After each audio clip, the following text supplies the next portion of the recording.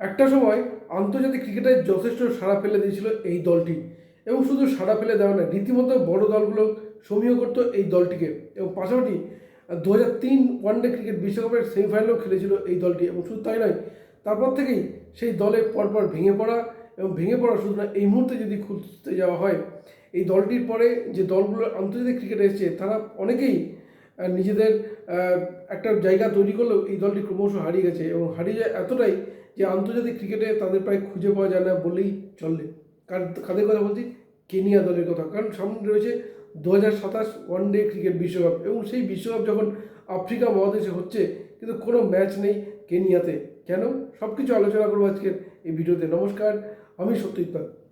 আন্তর্জাতিক ক্রিকেটে নবম দল হিসেবে খেলা শুরু করেন কেনিয়া, এবং 1996 সালে প্রথমবার বিশ্বকাপ খেলতে নেমে রীতিমতো ওয়েস্ট ইন্ডিজকে হারিয়ে সকলকে তাক লাগিয়ে দেন। এবং শুধু হারিয়ে দেওয়া নাই, ওয়েস্ট ইন্ডিজকে 93 রানে অল আউট করে দেয় কেনিয়ার বোলিং লাইন আপ।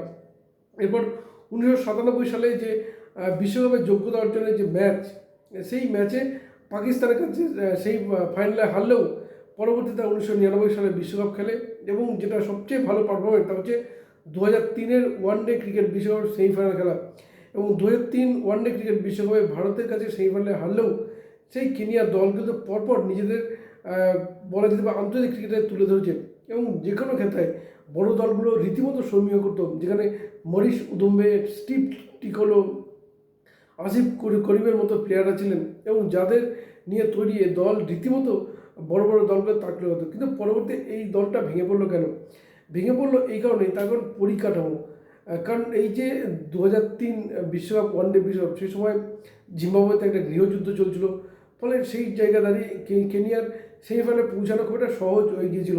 এবং যদি বলা যেতে পারে সেই কেনিয়া দল সে সময় বেশ কিছু অভিজ্ঞ খেলোয়াড় কিন্তু ছিলেন। মরিস উদুম্বে ছিলেন, স্টিভ টিকোলো ছিলেন, মার্টিন সুজি, টনি সুজি, এমনকি আসিফ করিমের মতো প্লেয়াররা ছিলেন, যার ফলে রবীন্দ্র শাহ ওপেন করতেন, এবং যার ফলে কেনিয়া কিন্তু টিমের পারফরমেন্সটা ভালো ছিল। কিন্তু পরবর্তীতে এই তারকারা অবসর নেওয়ার পর, বিশেষ করে মরিস উদুম্বে, স্টিভ টিকোলো, আসিফ করিমরা সরে যাওয়ার পর কিন্তু আর টিমটা গোছাতেই পারেনি বোর্ড। এবং যার ফলে একটা সময় যখন আন্তর্জাতিক ক্রিকেটে বাংলাদেশের উত্থান হয়, এবং শুধু উত্থান হওয়ার নয়, বাংলাদেশকে যখন টেস্টের স্ট্যান্ডার্ড দেওয়া হয়, তখন অনেকেই সমালোচনা করছেন। তখন সেই সময় পরিস্থিতি বিচার করলে বাংলাদেশ কিন্তু সেই সময় এই কেনিয়ার কাছে কখনো 8 উইকেট বা 9 উইকেটে হারা, বা কখনো বিপুল প্রচুর রানে হারা, এরকমভাবেই হারতেন। দুই দলের পার্থক্য এতটাই ছিল। কিন্তু তারপর দিনের বলা যেতে পারে আইসিসির সমর্থন অবশ্যই, কারণ যেহেতু টেস্ট স্ট্যান্ডার্ড পেয়েছে, বেশি ম্যাচ খেলার সুযোগ পেয়েছে, বাংলাদেশ বেশি আয়োজনের সুযোগ পেয়েছে, যার ফলে বাংলাদেশ ক্রিকেট কিন্তু উন্নতি করেছে। উল্টোতে তারপরে আসা আফগানিস্তান, তারাও যথেষ্ট উন্নতি করেছে। এবং যদি আমরা বলি আয়ারল্যান্ডের মতো দল, তারাও কিন্তু উন্নতি, কিন্তু কেনিয়া দল কিন্তু ক্রমশ হারিয়ে গেছে। যার ফলে সামনে যখন 2027 ওয়ানডে ক্রিকেট বিশ্বকাপের প্রস্তুতি চলছে, রীতিমতো কোথায় কোথায় খেলা তাও ঘোষণা করেছে আইসিসি। দেখা যাচ্ছে দক্ষিণ আফ্রিকার 8টি স্টেডিয়ামে হবে খেলা, জিম্বাবুয়েতে হবে 3টি স্টেডিয়ামে, এবং তৃতীয় দেশটি তার নাম নামিবিয়া, এখানে কেনিয়ার নাম নেই। ফলে সেই কারণেই প্রশ্ন হচ্ছে যে কেনিয়া ক্রিকেট কোথাও যেন গভীর জলে হারিয়ে গেছে। যার ফলে সারা বিশ্বে যে সময় গোটা ক্রিকেট বিশ্ব এক সময় এই কেনিয়া দলকে সমীহ করতো, সেই কেনিয়া দল আজ কোথাও যেন অন্ধকারে নিজেদের হাততে পারছে। ঘুরে কি দাঁড়াতে পারবে এই কেনিয়া দল? কারণ আবার বললো স্টিভ টিকোলো, তাদের ব্যাটিং এক সময় তাই কিন্তু রীতিমতো কেনিয়ার সচিন তেন্ডুলকার বলে বর্ণনা করতে হতো, বা কেনিয়ার মানুষ তাকে সেইভাবেই ব্যাখ্যা করতেন।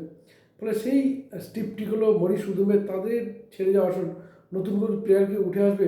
কী বলবেন আপনারা? আপনাদের মতামত জানাবেন আমাদের কমেন্ট করে।